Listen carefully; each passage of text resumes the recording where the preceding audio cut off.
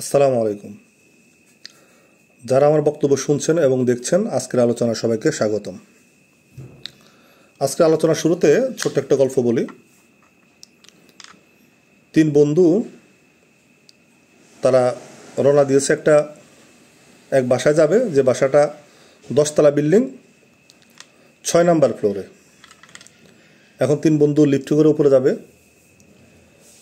দুই বন্ধু লিফটে উঠে গেছে, আরেক বন্ধু লিফটের মধ্যে ওঠে না। অনেক চেষ্টা করলো, টানা হেঁচড়া করলো, না। বন্ধুর কথা হচ্ছে না, আমি কোনো রকমই লিফটে উঠবো না, লিফটে উঠলে আমি মরে যাব। সে উঠলো না তো উঠলোই না, সেই 6 নাম্বার ফ্লোরে হেঁটে হেঁটে উপরে গেছে, মাগার লিফটে ওঠে নাই।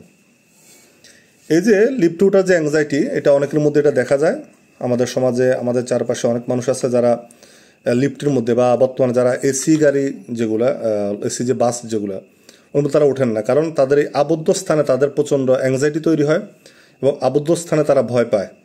লিফটে উঠলে মনে হয় তারা মরে যাবে, এই ধরনের একটা পরিস্থিতি তাদের কাছে মনে হয়। যাদের লিফটে ওঠার ফলে অ্যাংজাইটি তৈরি হয়, আপনি যদি আপনার নিকটস্থ হোমিও ডক্টরের সাথে যদি আপনি কনসাল্ট করেন, আলোচনা করেন, আপনার এই সমস্যাটা সমাধান হয়ে যাবে। এছাড়া আপনি হোমিও মেডিসিন আর্জেন্ট নাইট 200 পটেন্সিতে আপনি ব্যবহার করতে পারেন, অবশ্যই আপনার হোমিও ডক্টরের সাথে কনসাল্ট করে। এটা এই ধরনের অ্যাংজাইটি যাদের আছে তাদের অবশ্যই এই অ্যাংজাইটিটাকে দূর করবে। সো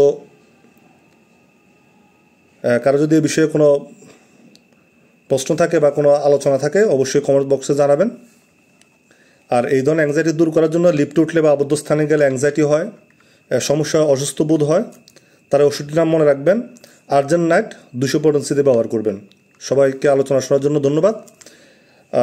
পরবর্তী আলোচনায় অনেকের বিভিন্ন স্থানে গরুর অ্যানথ্রাক্স রোগ দেখা দিয়েছে এবং গরুর থেকে ছোঁয়াচে অবস্থায় মানুষের মধ্যে এটা ছড়িয়ে পড়তেছে। এটা নিয়ে মানুষ সবাই খুব আতঙ্কিত। তো নেক্সট ভিডিওতে ইনশাল্লাহ আমরা অ্যানথ্রাক্স সম্পর্কে আলোচনা করব। সবাইকে মনোযোগ সহকারে, ধৈর্য সহকারে আলোচনা শোনার জন্য আবারও ধন্যবাদ জানাচ্ছি। ধন্যবাদ। আসসালামু আলাইকুম।